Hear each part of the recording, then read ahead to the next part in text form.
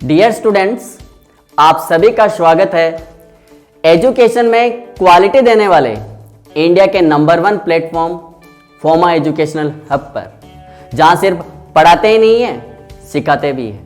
तो हम लोग बात कर रहे थे कि किस तरीके से अपन लोग रेट ऑफ रिएक्शन निकालते हैं केमिकल काइनेटिक्स में। ओके, अब हम लोग जो इस क्लास में बात करेंगे कि आपको रेट लॉ कैसे आइडेंटिफाई करना है।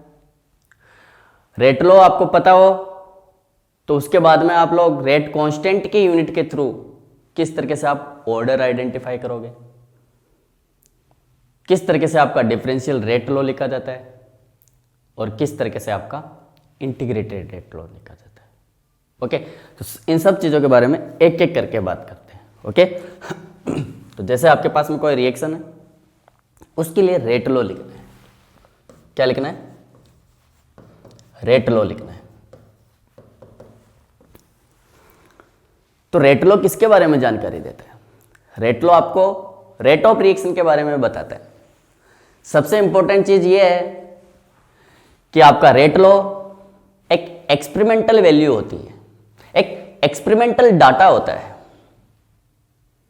क्या होता है? एक एक्सपेरिमेंटल डाटा होता है। ओके, जैसे आपके पास में कोई रिएक्शन है जिसके अंदर आपके रिएक्टेंट ए एंड बी आपस में रिएक्ट करके एक प्रोडक्ट बना रहे हैं पी।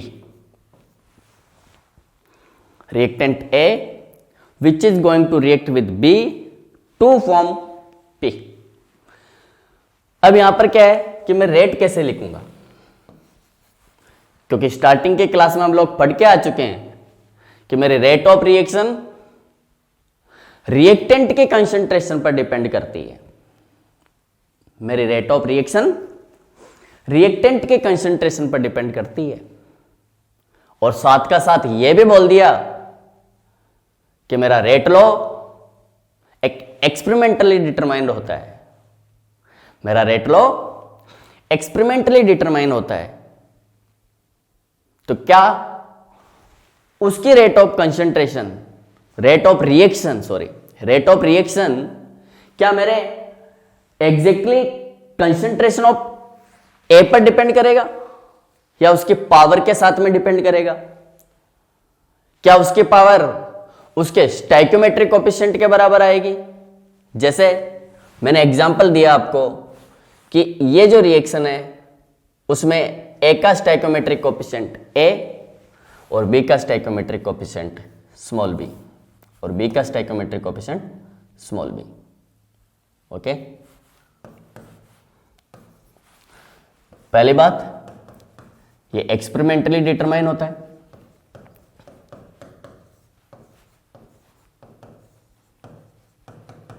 एक्सपेरिमेंटली डिटरमाइन होता है।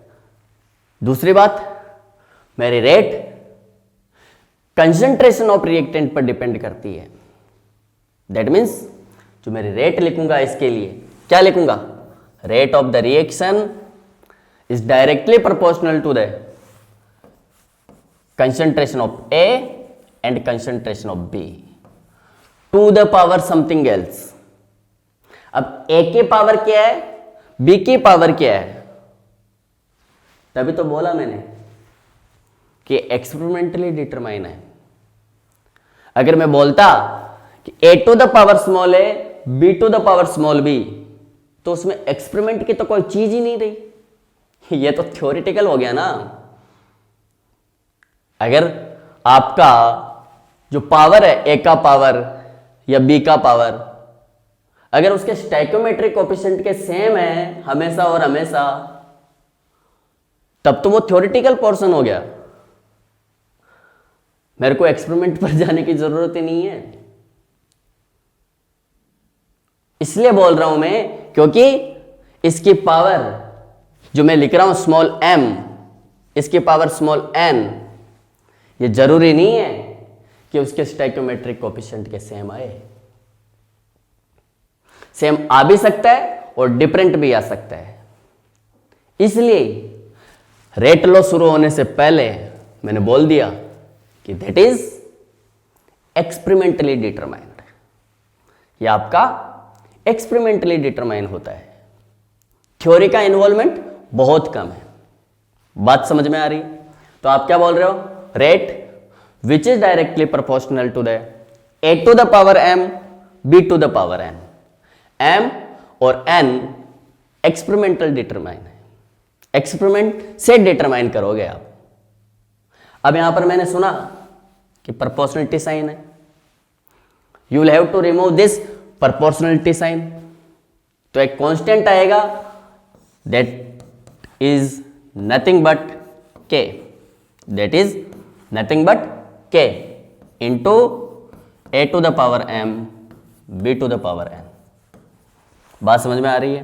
प्रोपोर्शनलिटी साइन हटाओगे तो एक कांस्टेंट आता है, वही कांस्टेंट क्या है? k है। क्या है? k। Sorry,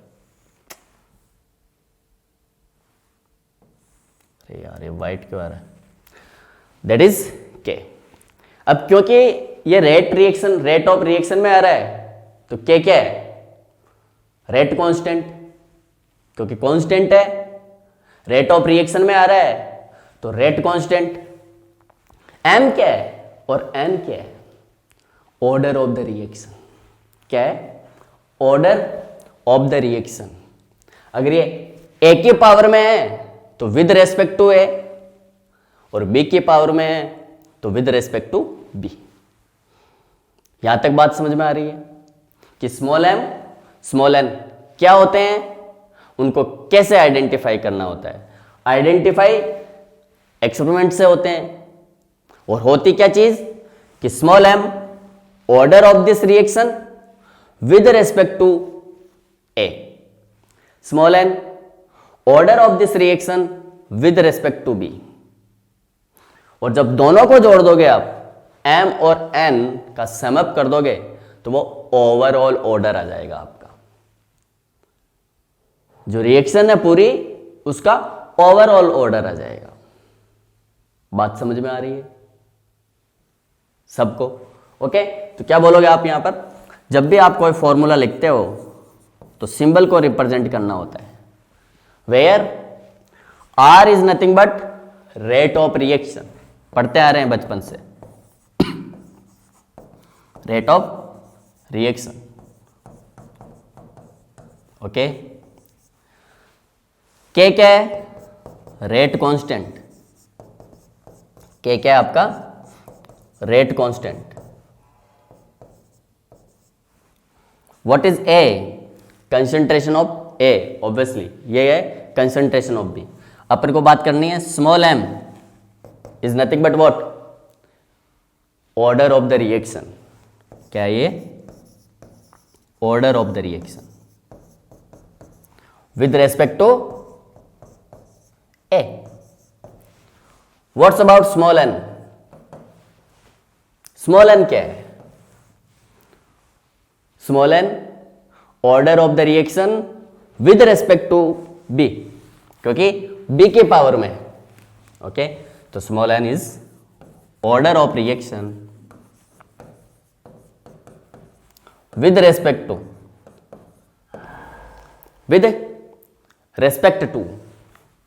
b, with respect to b। What's about the overall order? तो ओवरऑल ऑर्डर कैसे निकालोगे? जो भी पावर है रेट लॉ में उसको ऐड कर दो। ओवरऑल ऑर्डर क्या आ जाएगा? That is small m plus small n, sum of all the powers, जो आपकी रिएक्टेंट के ऊपर है। रिएक्टेंट के ऊपर स्मॉल m है, रिएक्टेंट b के ऊपर स्मॉल n है, तो दोनों को सम अप करोगे ओवरऑल ऑर्डर आ जाएगा। बात समझ में आ रही? वापस रिपीट कर रहा हूं, rate law which is experimentally determined. कोई भी रिएक्शन है उसकी रेट ये तो फिक्स है कि कंसंट्रेशन पर डिपेंड करेगी, बट कैसे? क्या उनकी स्टोइकियोमेट्रिक कोएफिशिएंट के साथ या फिर एक अलग वैल्यू के साथ? तो वो डिटरमाइन कहां से होता है? वो डिटरमाइन होता है आपका एक एक्सपेरिमेंट होता है, उससे डिटरमाइन होता है। बात समझ में आ रही? रेट क्योंकि कंसंट्रेशन ऑफ रिएक्टेंट पर डिपेंड करती है, तो ए पर भी डिपेंड करेगी, बी पर भी डिपेंड करेगी। A to the power small M, B to the power small M. M A के सेम हो भी सकता है और नहीं भी हो सकता है। स्मॉल एन बी के सेम हो भी सकता है और नहीं भी हो सकता है। जरूरी नहीं कि उनके जो ऑर्डर्स है विद रेस्पेक्ट टू ए या विद रेस्पेक्ट टू बी उनके स्टैक्योमेट्रिक कोएफिशिएंट के सेम हो। It is not an necessary condition. अगर होता तो मेरे को बार बार ये बोलने की कहां जरूरत पड़ जाती कि दैट इज एक्सपेरिमेंटल डाटा, फिर तो मैं डायरेक्ट कह देता कि ये थ्योरेटिकल पोर्शन है। बात समझ रहे हो क्या कहना चाह रहा हूं? कि स्मॉल एम ए के सेम हो भी सकता है और नहीं भी हो सकता है। हो गया तो बहुत अच्छी बात है, नहीं हुआ तो घबराने की जरूरत नहीं है क्योंकि आपका एक्सपेरिमेंट ने बोला कि नहीं है। तो लिख लो यहां पर साइड में नोट डाल करके कि स्मॉल एम में और may not be equal to small A. Small M may और may not be equal to small A. वैसे ही सिमिलरली क्या लिखोगे स्मॉल एन के बारे में? स्मॉल एन में और may not be equal to small B. उसके इक्वल हो भी सकता है और नहीं भी हो सकता है। यहां तक बात समझ में आई? रेट लॉ के बारे में हमने कहा कि स्मॉल एम है, उसको आगे चल करके ऑर्डर का नाम दिया है, order of the reaction with respect to A की पावर में बैठा हुआ with respect to A. N की बात करते हैं क्योंकि बी की पावर में है, तो order of reaction with respect to B. दोनों को ऐड कर दो ओवरऑल ऑर्डर आ जाएगा। तो ऑर्डर क्या है? एक्सपेरिमेंटल डाटा है। दूसरी बात, जो भी पावर्स में बैठे हुए हैं उनको सम अप करने के बाद जो वैल्यू आती है वो ओवरऑल ऑर्डर आता है। तीसरी बात, क्योंकि ये एक्सपेरिमेंटल है इस वजह से जीरो भी आ सकता है, फ्रैक्शनल वैल्यू भी आ सकता है, इंटीजर वैल्यू भी आ सकता है और नेगेटिव वैल्यू भी आ सकता है। दैट मीन्स ऑर्डर में भी जीरो, में भी पॉजिटिव, में भी नेगेटिव, में भी इंटीजर्स, में भी फ्रैक्शनल वैल्यू। क्यों? एक्सपेरिमेंट है साहब। जरूरी नहीं कि हर बार ही इंटीजर्स आए, हर बार ही फ्रैक्शनल आए, हर बार एक पॉजिटिव वैल्यू आए। It is not a necessary condition. It is not a necessary condition. Positive भी हो सकता है, नेगेटिव भी हो सकता है, जीरो भी हो सकता है और फ्रैक्शनल भी हो सकता है। तो अगले पॉइंट में आप लोग नोट डाल करके लिखोगे यहां पर।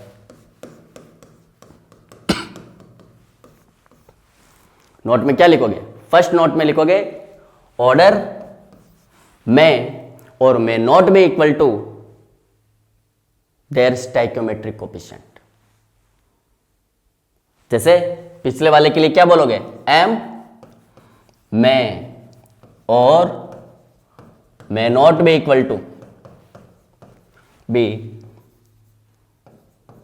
Equal to small A. उसके इक्वल आ भी सकता है और नहीं भी आ सकता है। ये ऑर्डर के बारे में बात कर रहे हैं हम। और ऑर्डर को आपने क्या बोला है कि रेट लॉ में कंसंट्रेशन की जितनी भी पावर है उनको सम अप कर देते हैं तो ऑर्डर आ जाता है। बाकी आप लेंथी डेफिनेशन पढ़ते हो, इतना डेप्थ उसमें जाने की जरूरत नहीं है आपको। आपको यह नॉलेज होनी चाहिए कि एक्चुअली में ऑर्डर क्या है। लिखने में वो काम आएगा, कोई दिक्कत नहीं, लेकिन समझने में भी तो आनी चाहिए कि एक्चुअली में ऑर्डर है क्या चीज। तो ऑर्डर क्या है? जो भी रेट लॉ है उसकी कंसंट्रेशन के जितने भी पावर्स है उसका सम अप है। यही तो बोला पिछले बोर्ड में। एम ए की पावर में बैठा हुआ था, एन बी की पावर में भी बैठा हुआ है, तो दोनों को जोड़ दिया, small m plus small n, that is your overall order. तो ऑर्डर के बारे में हम लोग बात कर चुके हैं, और ये भी बात कर चुके हैं क्योंकि ये एक्सपेरिमेंटली डिटरमाइंड है। इस वजह से उनके स्टाइकियोमेट्रिक कोएफिशिएंट के सेम हो ऐसा जरूरी नहीं है, हो भी सकता है और नहीं भी हो सकता है। इसलिए मैंने क्या बोला, मैं नॉट भी इक्वल टू स्मॉल ए। बात समझ में आ रही सबको? सेकंड पॉइंट में देखो, सेकंड पॉइंट में क्या बोलोगे, order of the reaction may be 0, may be a positive value, may be a negative value, or integers, may be 0, positive value, negative value, or integers, और इंटीजर्स, और may be A fractional value.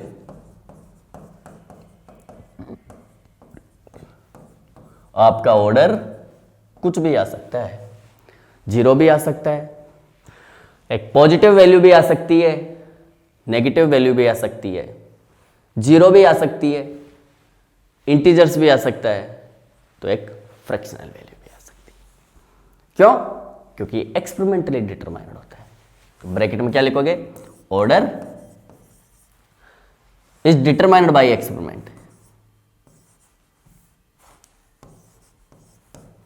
ये viva में पूछे जाने वाले questions हो जाते हैं कई बार, वाइवा में या इंटरव्यू में, इज डिटरमाइंड बाय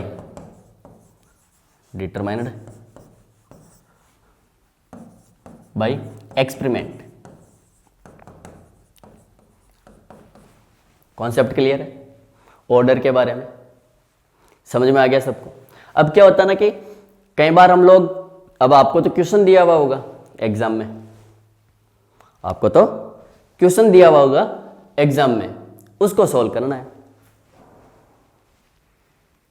कैसे दिया हुआ होता है? जैसे रेट लॉ है आपके पास में, वहां पर ये बोलेगा कि जैसे कोई रिएक्शन है, उसका रेट कांस्टेंट इतना है, और पूछ लेगा what will be the order of reaction. ऐसे मत बोलना आकर के एग्जाम देने के बाद में, कोई भी कंपटीशन एग्जाम हो और ऐसा क्वेश्चन आ जाए, और आकर के ये मत बोलना कि सर केवल और केवल रेट कांस्टेंट दिया हुआ था, कोई कंसंट्रेशन नहीं दे रखी, कोई रेट ऑफ रिएक्शन दे नहीं रखा, हम तो निमट गए वहीं। तो ऐसा नहीं होना चाहिए। रेट ऑफ रिएक्शन दे, उसकी मर्जी है, कंसंट्रेशन ऑफ रिएक्टेंट दे तो भी उसकी मर्जी है। एग्जामिनर है, कुछ भी करवा सकता है वो। तो आप क्या बोलोगे जब आपको केवल और केवल रेट कांस्टेंट दिया हुआ हो?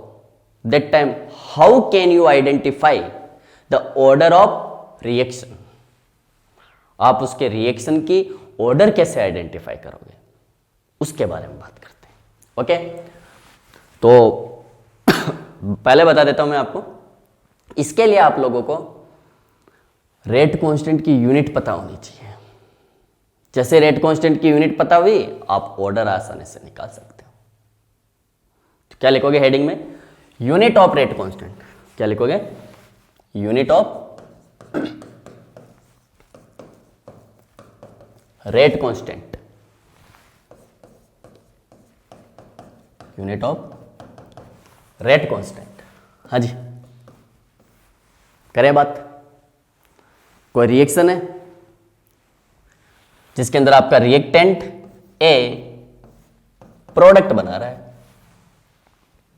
मैं इसके लिए रेट लिखना चाह रहा हूं। क्या लिखना चाह रहा हूं? रेट लिखना चाह रहा हूं। कैसे लिखूंगा? रेट, क्योंकि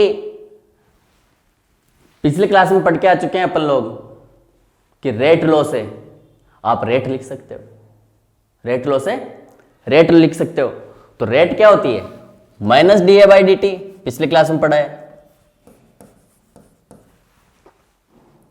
is nothing but what? Rate constant which is multiply with the concentration to the power its order, to the power its order n, to the power its order n। मैंने n को इसका order माना है। ये 0 भी हो सकता है, 1 भी हो सकता है, हाफ भी हो सकता है, -1 भी हो सकता है, -2 भी हो सकता है। It can be any value, n की वैल्यू, क्योंकि एक्सपेरिमेंटल डिटरमाइंड है। ओके, तो रेट कांस्टेंट की यूनिट निकालनी है मेरे को, k की यूनिट कैसे निकालूंगा? Minus D A by D T is nothing but k into concentration to the power n, into concentration to the power n। कैसे निकालोगे? देखो, अब जब भी चेंज इन कंसंट्रेशन की, लेफ्ट हैंड साइड में क्या आपका change in concentration divided by time taken, तो ऊपर चेंज इन कंसंट्रेशन है, कोई भी वैल्यू है, कोई भी वेरिएबल है, उसमें अगर चेंज होता है तो उसकी यूनिट भी उसी वेरिएबल के इक्वल आती है। जैसे जो वेट का यूनिट होता है केजी, किलोग्राम, वहीं चेंज इन वेट की यूनिट होगी। ऐसा थोड़ी ना 2 kg माइनस 1 kg कर रहे हो और आंसर आपका 1 लीटर आ रहा है, आंसर आपका 1 सेकंड आ रहा है। It's not like that. तो मैं क्या बोल रहा हूं कि कोई भी वेरिएबल है, उसकी यूनिट उस वेरिएबल में चेंज की यूनिट के बराबर आती है। मतलब जो कंसंट्रेशन की यूनिट है वही चेंज इन कंसंट्रेशन की यूनिट होगी, वही चेंज इन कंसंट्रेशन की यूनिट होगी। बात समझ में आ रही? क्योंकि आप लोग जानते हो कि कंसंट्रेशन जो होती है वो कुछ भी नहीं है बल्कि C equals to N by V होता है। मतलब N को नंबर ऑफ मोल्स बोलते हो, V को वॉल्यूम बोलते हो। नंबर ऑफ मोल्स को मोल से लिखते हैं, वॉल्यूम को लीटर से लिखते हैं। तो मेरी कंसंट्रेशन की यूनिट मोल पर लीटर आती है। क्या आती है? मोल पर लीटर आती है। बात समझ में आ रही है सबको? किस तरीके से आप रेट कांस्टेंट की यूनिट आइडेंटिफाई करने जा रहे हो, उसके लिए आपको जो चेंज इन कंसंट्रेशन है उसकी यूनिट पता होनी चाहिए, और उसकी यूनिट कंसंट्रेशन की यूनिट के सेम आएगी। मैंने एग्जांपल देके बताया कि कोई भी वेरिएबल है, उसकी यूनिट उसके चेंज की यूनिट के बराबर आती है। जैसे वेट और चेंज इन वेट, दोनों की यूनिट किलोग्राम में आनी है। कंसंट्रेशन है, चेंज इन कंसंट्रेशन है, उनकी यूनिट कंसंट्रेशन की यूनिट होगी। टाइम है, चेंज इन टाइम है, दोनों की यूनिट सेकंड आने वाली है। तो वेरिएबल हो या चेंज इन वेरिएबल हो, दोनों की यूनिट सेम होती है, यह बताना चाह रहा हूं। तो आप क्या बोलोगे? माइनस डी ए को क्या लिखोगे? Mole per litre. क्या लिखोगे? सॉरी गाइस, क्या लिखोगे? Mole per litre divided by time taken. तो टाइम की यूनिट भी सेकंड आएगी। क्या आएगी आपकी? Second. That is nothing but what? Rate constant which is multiply with the concentration of reactant to the power its order, to the power its order. Concentration की unit mole per litre पढ़ के आ चुके हैं। यार white क्यों आ रहा है बार बार? Mole per litre to the power small n, to the power small n. K की यूनिट निकालनी है अपन को, तो के को एक तरफ ले जाओ, बाकी की वैल्यू को एक तरफ लिख लो। तो ऊपर क्या है, मोल पर लीटर डिवाइडेड बाई, ये डिवाइड में आएगा, सेकंड पहले से ही है, सेकंड पहले से ही है,